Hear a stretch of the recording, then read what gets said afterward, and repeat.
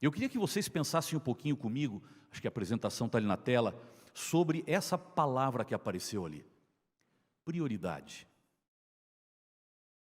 Qual será a prioridade da igreja para os próximos 5 anos? Sabe qual é? Não é algo novo. Não é o que foi inventado. Não é um tema para a gente tentar promover alguma coisa que você vai agora, puxa, ele chegou com uma novidade. Não é. Nós sempre fomos assim. Eu só tentei dizer, como líder, eu gostaria de trabalhar pela igreja, apoiar a igreja para continuarmos sendo o que nós sempre fomos.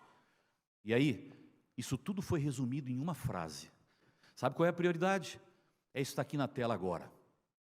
Ser uma igreja fundamentada na Bíblia e focada na missão. É difícil? Acho que é claro, é simples, é fácil. Qual é o sonho da igreja? Qual é a prioridade da igreja? Para onde nós vamos como igreja? Nós gostaríamos de ser em 212 lugares do mundo, aqui em Brasília, aqui no Centro-Oeste, aqui no Brasil, aqui na América do Sul, em qualquer lugar. Uma igreja que está fundamentada na palavra. Não está fundamentada no que eu falo pela posição que eu tenho. Não está fundamentada na apresentação que o pastor Mateus fez, nem no que o pastor Jean falou, por líderes de igreja que eles possam ser. Nós somos fundamentados na Bíblia. Está na Bíblia? Vamos. Não está na Bíblia, não importa quem falou. É o meu pastor, eu amo de todo o meu coração. Não está na Bíblia, não é a rota que nós vamos seguir como igreja. Nosso chamado é para ser a voz de Deus, não o eco da cultura. Nós não fomos chamados para seguir o assim diz o influenciador, nem assim diz o pastor. Nosso chamado é para seguir o quê? Assim diz o Senhor. Fundamentados na Bíblia e como resultado disso o quê? Focados na missão. Tem uma base bíblica para isso. E a base bíblica está em Isaías capítulo 37, e você vê aí na tela, Isaías 37 tem uma promessa de restauração para Judá e uma visão especial para o remanescente de Deus. E quando você vai para lá, para o capítulo 37, você tem Bíblia, você pode acompanhar, mas eu vou colocar tudo aqui na tela para facilitar o tempo agora. Quando você vai para Isaías 37, você vê um momento de uma história de milagres e conquistas. Aquele foi um tempo de crise, mas também foi um tempo de vitória na vida do povo de Deus. Foi naquela história de Isaías 37 que um único anjo de Deus se levantou e destruiu 185 mil soldados do exército assírio, só para mostrar que um com Deus é o quê? É maioria. Não precisa ter medo não, se você está com Ele, vá, porque Ele vai fazer milagres. E aí vem o texto, Isaías 37, verso 31. É o mesmo texto que você encontra em 2 Reis, capítulo 19, verso 30. Falam a mesma coisa porque contam a mesma história. A Bíblia diz, aqueles da casa de Judá, que escaparam e ficaram como remanescentes. Essa palavra remanescente conecta o texto do passado com a realidade do presente. Aqueles da casa de Judá que escaparam e ficaram como remanescente, tornarão a lançar raízes, e uma outra versão fala raízes para baixo, e vão fazer o quê? Dar frutos para cima. E para mim aqui está o fundamento dessa visão que eu queria colocar para vocês. Foi um desafio para Judá e é um chamado para o remanescente, chamado para ter raízes profundas e para ter frutos abundantes. Por isso nós queremos ser uma igreja que é fundamentada na Bíblia, tem raízes profundas, mas ao mesmo tempo é focada na missão e produz frutos abundantes. A nossa raiz, ela está no poder da palavra, é daqui que vem a força que nós temos, e os nossos frutos, eles mostram a força da missão. E irmãos, não se esqueçam de uma coisa, que por aí nós estamos perdendo. Quanto mais profundas forem as raízes, mais abundantes serão os frutos. Nós não temos que vender a nossa identidade para trazer pessoas para a igreja. Nós não temos que botar num liquidificador os princípios dessa causa, porque senão o povo não vem. Esses dias alguém me procurou e disse assim, pastor, você que está numa função de liderança agora, baixem a régua com respeito ao sábado, ou vocês não vão conseguir trazer mais ninguém para a igreja. Você acha que eu vou ouvir um conselho desse? Baixem a régua com o sábado. Pastor, se vocês continuarem falando que o povo não pode trabalhar sábado, as pessoas vão morrer de fome. É isso que... E aí foi uma conversa longa. Não, quanto mais profundas forem as raízes, mais abundantes serão os frutos. Não negocie a nossa identidade para tentar ganhar corações. O Senhor é muito claro, quando a identidade é clara, o que acontece? A missão é forte, porque as pessoas não querem vir para um movimento falsificado, eles não querem vir para um movimento aguado, já tem muito por aí. Ou você mostra que você tem uma identidade clara, é bíblica, é coerente, vem do Senhor, e as pessoas vêm com você. Ou se você começa a disfarçar muito, a pergunta é, por que eu iria para a sua igreja? Porque o que você tem, todo mundo tem. Então eu vou para um lugar onde cantam melhor, um lugar onde o templo tem ar-condicionado, eu vou escolher outras coisas. Mas quando a identidade é clara, os frutos são abundantes.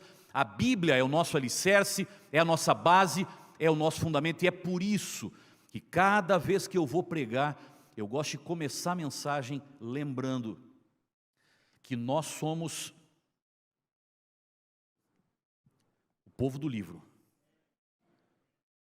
Nós nascemos por causa desse livro, nós pregamos esse livro, nós ensinamos esse livro, e pela graça de Deus, nós vivemos de acordo com esse livro aqui.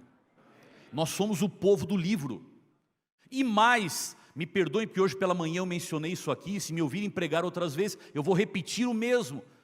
Nós somos o povo da primeira até a última página desse livro. E sabem por quê? Pelo nosso nome. Nós somos adventistas do sétimo dia. Nós guardamos o sétimo dia por mais de 300 versos bíblicos. Mas sabem por quê? Porque ele está na primeira página da Bíblia no momento da criação. Nós somos adventistas por mais de 1.800 versos da Bíblia. Mas sabem por quê?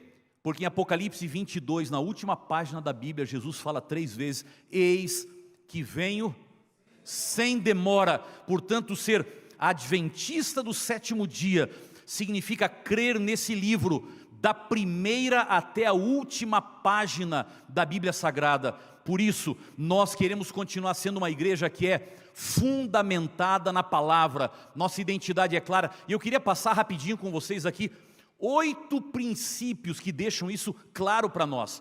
Primeiro deles, nós somos o remanescente de Deus. E este remanescente de Deus precisa ser reconhecido pelo poder da sua consagração e não pela grandeza da sua instituição. Nós somos o remanescente de Deus, que precisa ser conhecido, não porque tem Novo Tempo, Casa Publicadora Brasileira, igrejas em lugar, a educação adventista. Essa não é a nossa marca, são nossas ferramentas.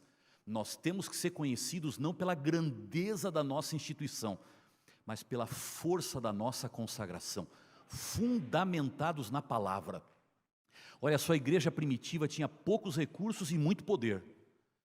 Não pode acontecer o contrário com a gente, de ter muitos recursos e pouco poder. A igreja cristã primitiva gastou 10 dias orando, 10 minutos pregando e milhares se converteram. Olha só o resto.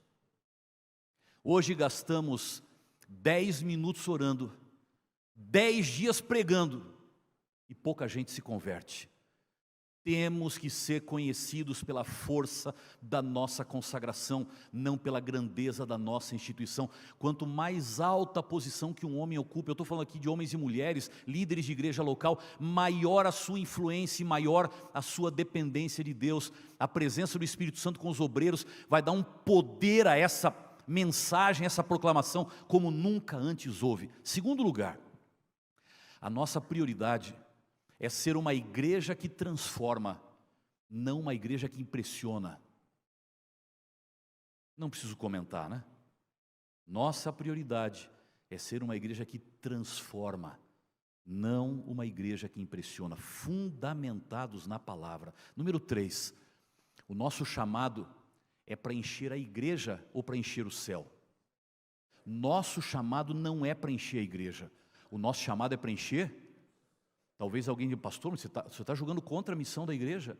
Nós queremos os nossos templos cheios, eu também, é claro que nós queremos isso. Agora, irmãos, A nossa prioridade não é ver o povo entrando no batistério e sentando no banco da igreja. Isso é parte do processo. O que nós queremos é ter certeza que essas pessoas são fiéis a Deus e estão se preparando para a volta de Jesus. Porque o nosso foco não é dizer, batizei, sentou aqui, graças a Deus, vamos atrás do próximo.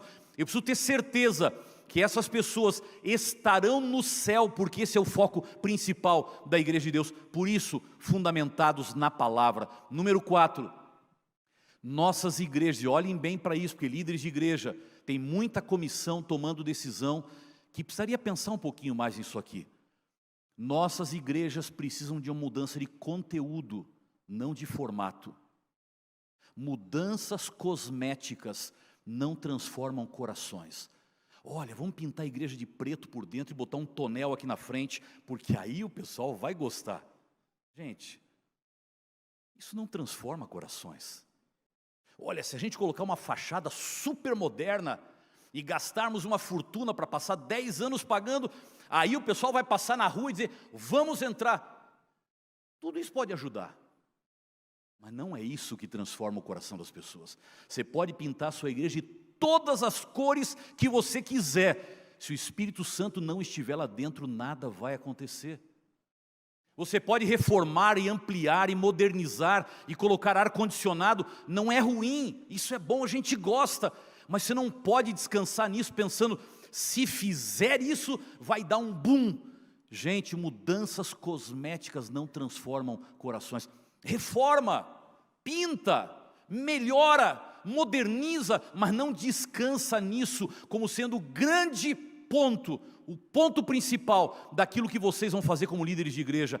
Pense numa renovação espiritual e o resto que seja a consequência disso. Número 5, a nossa identidade na sociedade onde nós estamos tem que ser comparada com óleo na água e não como açúcar na água.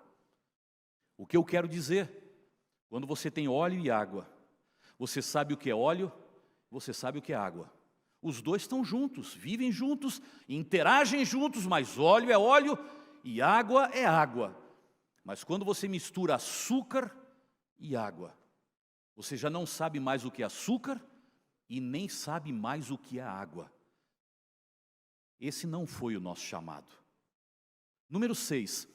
O nosso compromisso, já mencionei, é ser a voz de Deus, não o eco do momento, da cultura, das influências que nós estamos vivendo. Número 7, a nossa metodologia não pode conflitar com a nossa teologia, porque, irmãos, o que a vida da igreja tem mostrado é que quando teologia e metodologia se conflitam, a metodologia sempre vence a teologia.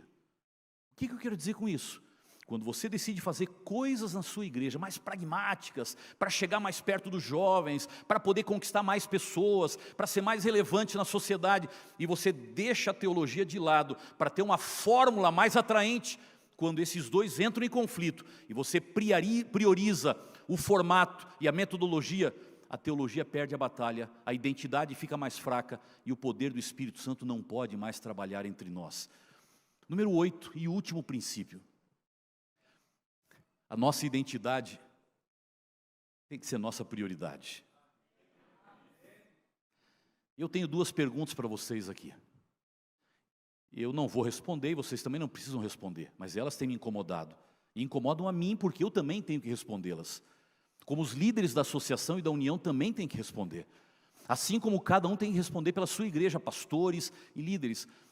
Nós estamos cuidando da mensagem com o mesmo zelo que nós cuidamos dos edifícios, das reuniões e dos eventos.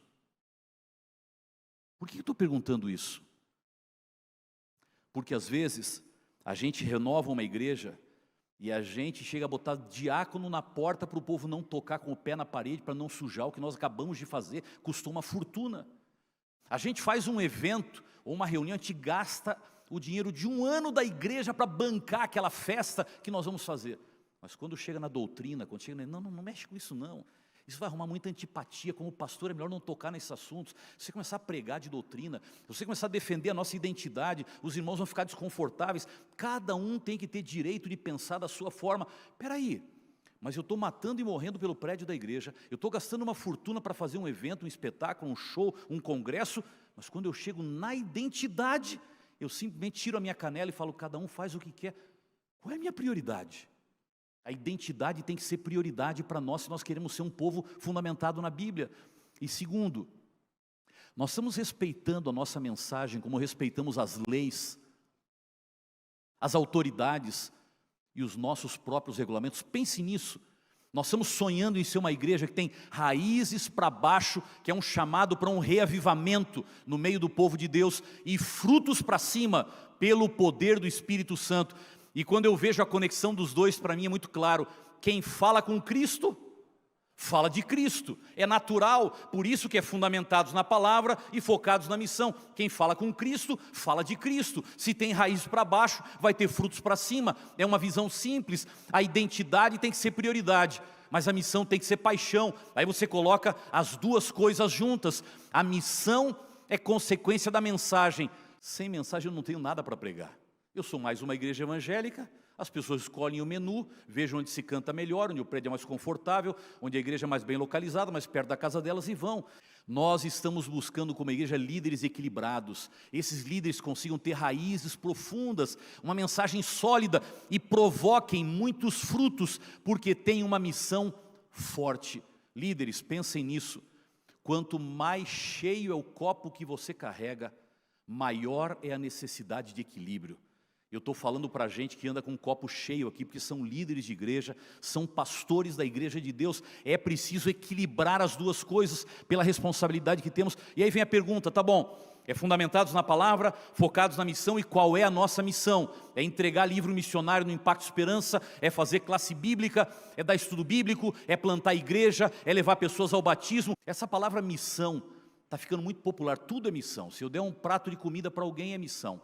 Se eu der um estudo bíblico é missão. Quando as pessoas são batizadas, hoje batizamos 4 aqui na igreja de manhã, é missão. Tudo é missão e às vezes nada é missão.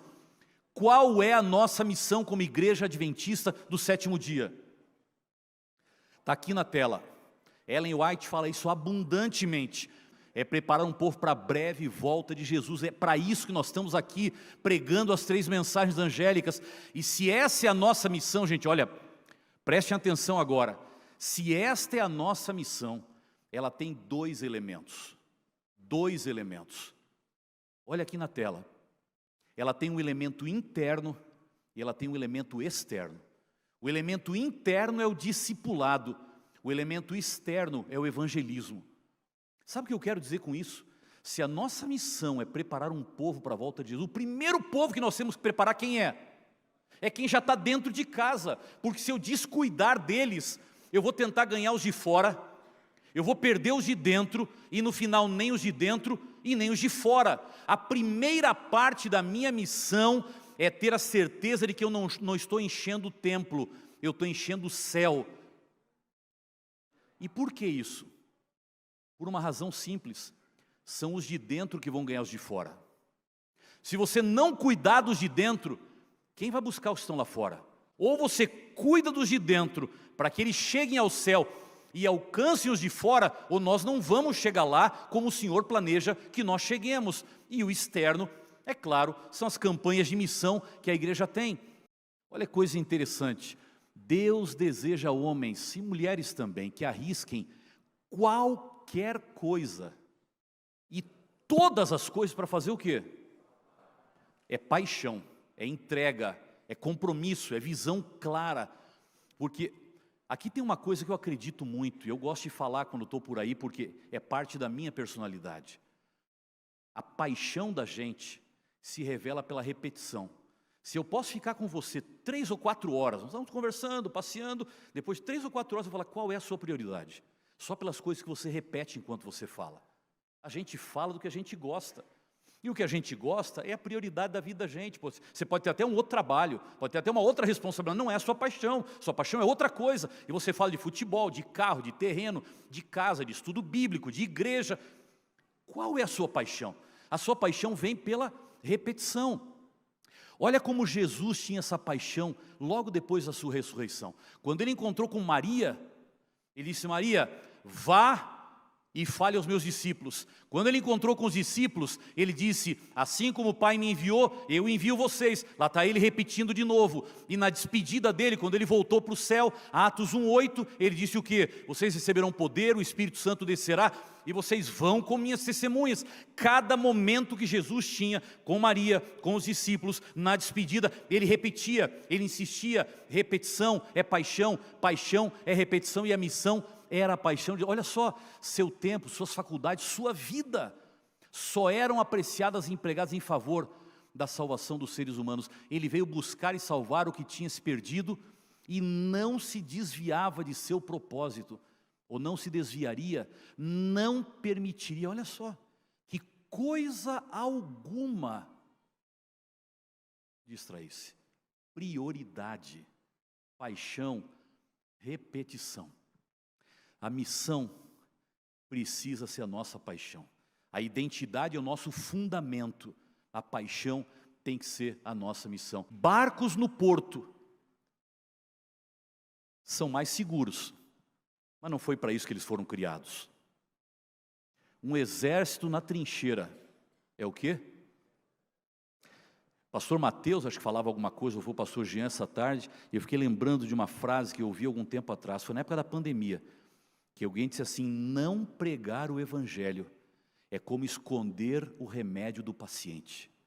Olha que coisa terrível. O que é esconder remédio de paciente? É crime. A pessoa está doente, você tem, e você não entrega e vai deixá-lo sofrendo e morrendo, só porque você não quer dar o remédio para ele ou para ela. E o que a pessoa disse é, se você não está pregando o evangelho, você tem o remédio, eles estão doentes, e você não está entregando o remédio para eles. Por favor, vamos manter a visão. O pastor Robert Pearson, ele foi um dos presidentes da Associação Geral. E o pastor Pearson, no dia 16 de outubro de 1978, e essa foto é daquele dia. Os nossos arquivos estatísticos me deram a foto do momento em que ele falou o que eu vou dizer para vocês agora. 16 de outubro de 78, pastor Pearson, presidente da Associação Geral, ele preparou sua última mensagem ao concílio anual da igreja. Era a despedida dele, foi ali que ele anunciou a aposentadoria dele. E naquele momento ele falou do ciclo sociológico, que é típico de grupos que se transformam em igreja. E ele falou de 4 ciclos. Ele falou assim, a primeira geração, ela é pobre. Ela se levanta contra o mundanismo e contra o formalismo de sua denominação de origem. É assim que começa, mas depois vem a segunda geração. Ela se torna próspera. E o crescimento gera necessidade de organização e de construção de prédios. Segunda geração. E vem a terceira geração. A organização se desenvolve e começam a ser fundadas instituições, até que chega o 4º, ele falou. E aqui nós não podemos cair nesse. A gente passou pelo primeiro, a gente passou pelo segundo, a gente passou pelo terceiro, nós não podemos chegar no 4º. No 4º, a igreja se torna mais formal, institucionalizada e secularizado. O movimento procura se tornar relevante para a sociedade contemporânea, envolvendo-se com causas populares e tentando ser mais aceito pela sociedade, ao invés de defender aquela que é a sua identidade. Nosso grande desafio é que quanto mais nós crescemos, quanto mais nós aumentamos a estrutura, quanto mais complexos nós nos tornamos, mais distantes nós vamos ficando da missão. Quando o Senhor olha para essa igreja e fala de uma igreja fundamentada na palavra e focada na missão, é porque Ele olha para nós e fala, chegou o tempo, pelo poder do Espírito Santo, ter frutos abundantes. Chegou o tempo de avançar pelo poder do Espírito Santo, que missão não é o que nós fazemos para Deus, é o que Deus vai fazer através de nós. Chegou o tempo de ter mais ousadia. Olha o que Ellen White fala, não falem sobre o que não dá para fazer, mas sim sobre o que pode ser feito pela força que Deus lhe dá. Chegou o tempo de orar mais e trabalhar por muitos frutos. Como igreja, nós queremos crescer em qualidade e queremos crescer em quantidade. Queremos crescer muito e queremos crescer bem. É tempo de orar por isso. É tempo de equilibrar atos de bondade, pastor Jean, com mensagem de salvação. São as duas coisas juntas, não apenas uma. Nós somos chamados para ser distintos, mas não para ser distantes. É cuidando das pessoas e pregando o evangelho a elas. É tempo de fortalecer o que nós pregamos, mas inovar nos métodos que nós usamos. Nós nascemos no século XIX, Mas hoje nós temos que alcançar quem vive no século 21. Nós não paramos no século 19. A nossa mensagem é um evangelho eterno, mas a nossa abordagem é diferente. E eu quero terminar lembrando uma coisa para vocês.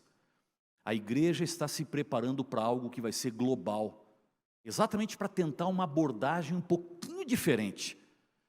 Nós estamos nos organizando para um movimento que a igreja está chamando de One Voice 27, em inglês One Voice 27. Aqui em português vai ficar One Voice, o nome em inglês, mas todo mundo entende, uma voz, One Voice 27. O que é isso? É um chamado para a igreja no mundo inteiro, no mês de setembro de 2027. Grava aí, setembro de 2027. Nós queremos levantar todas as mídias da igreja e usá-las para evangelismo por um mês. Eu estou falando de rádio, TV, internet, literatura. Eu estou falando das mídias da igreja e das mídias dos membros da igreja. É sua mídia social, aí, suas contas em Facebook, Instagram. É um mês inteiro carregando em anunciar Jesus para as pessoas. Nós queremos pagar, e nós como igreja estamos levantando um montante que queremos crer que vai chegar a 27 milhões de dólares para investir só em setembro do ano que vem, para quem sabe conseguir lugar Nova York, no lugar onde o pessoal vai no ano novo, você vê ali aquela bola descendo, vai virar o ano. Nós queremos estar lá com eles, nós queremos para Johannesburg, para São Paulo, para a Avenida Paulista, onde é que as pessoas estão, nós queremos pôr a nossa cara lá e dizer, vem conversar com a gente. Um mês, claro, missão não se faz em um mês, você está pensando, mas vamos fazer tudo isso em um mês? Isso é para levantar a igreja, no mundo, juntos, um mês, e nós todos vamos estar falando de Jesus. Sabem por quê?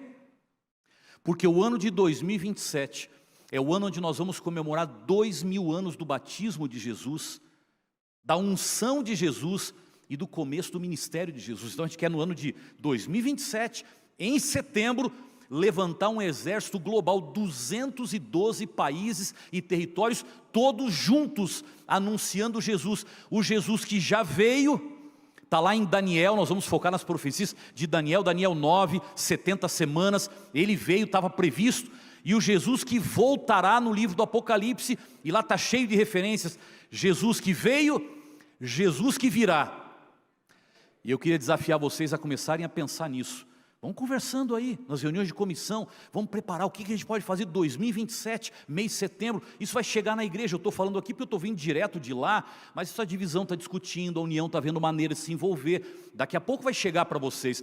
Só estou antecipando porque nós nascemos no século XIX, mas nós temos que entender que no século XXI, nós temos que achar outros caminhos, e quando você vai para Apocalipse 14, 3 mensagens angélicas, lá fala que tem que ser pregado o quê? Em alta voz. Nós só vamos pregar em alta voz se nós pregarmos todos juntos em uma voz. E é por isso que a igreja está sendo chamada para isso. É tempo de nós vermos esses milagres, e é tempo de ter uma visão local e um coração global, colocando mais urgência no cumprimento da missão. E eu queria terminar deixando essa tela diante dos seus olhos. A grande certeza que a gente tem é que se você entendeu qual é a visão de Deus, aqueles que fazem a obra de Deus, usando os métodos de Deus, vão alcançar os resultados de Deus. Portanto, não tenha medo de seguir em frente, fundamentados na palavra, focados na missão.